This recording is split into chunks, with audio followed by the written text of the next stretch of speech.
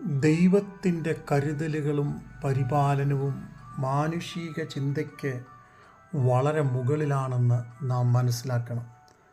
ദൈവം നമുക്ക് വേണ്ടി പലതും ചെയ്യുമ്പോൾ, ദൈവം ഒരു വഴി തുറക്കുമ്പോൾ അത് പുതുമയുള്ള വഴികളാണ് തുറക്കുന്നത്.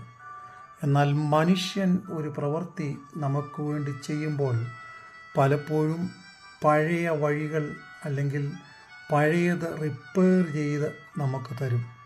മനുഷ്യന് പുതിയതായി ഒന്നും നമുക്ക് വേണ്ടി ക്രിയേറ്റ് ചെയ്യുവാൻ അല്ലെങ്കിൽ ഉണ്ടാക്കിയെടുക്കുവാൻ കഴിയത്തില്ല. എന്നാൽ ദൈവം എന്തെങ്കിലും ചെയ്താൽ അത് പുതുമയുള്ളതായിരിക്കും. കാരണം ദൈവത്തിന് ഒന്നുമില്ലായ്മയിൽ നിന്ന് സകലത്തെയും ഉരുവാക്കുവാൻ കഴിയും എന്ന് നാം മറന്നു പോകരുത്. അതെ, ദൈവം നമുക്ക് വേണ്ടി ഒരുക്കുന്ന പദ്ധതികൾ വലുതും വിശാലവുമാണ്. യെശയ്യാപ്രവചനം 43-ാം അധ്യായം അതിൻ്റെ 18, 19, 20 വാക്യങ്ങൾ. മുൻപുള്ളവയെ നിങ്ങൾ ഓർക്കേണ്ട. അതെ, പണ്ട് നാം യാത്ര ചെയ്തിരുന്ന ജീവിത സാഹചര്യങ്ങൾ പ്രതികൂലം നിറഞ്ഞതായിരുന്നു. അതിനെ നാം ഓർക്കേണ്ട. പണ്ടുള്ളവയെ നാം നിരൂപിക്കേണ്ട. ഇതാ ഞാൻ പുതിയതൊന്ന് ചെയ്യുന്നു. അതെ, ഇന്ന് ദൈവം നമുക്ക് വേണ്ടി പുതിയതൊന്ന് ചെയ്യുകയാണ്.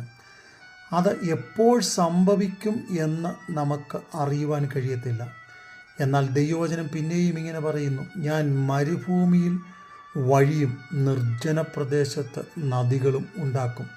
അതെ, മരുഭൂമിയിൽ നദികൾ ഒരുക്കപ്പെടുക എന്നത് വലിയ പ്രയാസമുള്ള കാര്യമാണ്. എന്നാൽ അവിടെ തൻ്റെ ജനത്തിൻ്റെ നന്മയ്ക്കായി നദികൾ ഉണ്ടാക്കുന്ന ദൈവം, നിർജ്ജന പ്രദേശത്ത് അതെ, ദൈവം പിന്നെയും ദൈവത്തിൻ്റെ പ്രവൃത്തി തൻ്റെ മക്കൾക്ക് വേണ്ടി വെളിപ്പെടുത്തും.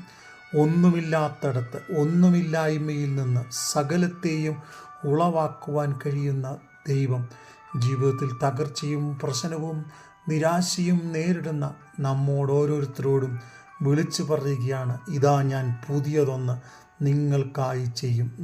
നിർജ്ജന പ്രദേശത്ത് നദികളെ നൽകി തന്ന് അതെ, അനുഗ്രഹത്തിൻ്റെ വഴികളും പാതകളും നമുക്ക് വേണ്ടി ഒരുക്കി ദൈവം നമുക്ക് വേണ്ടി പുതിയതൊന്ന് ചെയ്യും. ഇന്ന് നമുക്ക് ദൈവഹിതത്തിൽ, ദൈവിക പ്ലാനിൽ, ദൈവാലോചനയിൽ വിശ്വസിക്കാം. അതെ, ദൈവം നമുക്ക് വേണ്ടി പുതിയത് ഒന്ന് ചെയ്യും.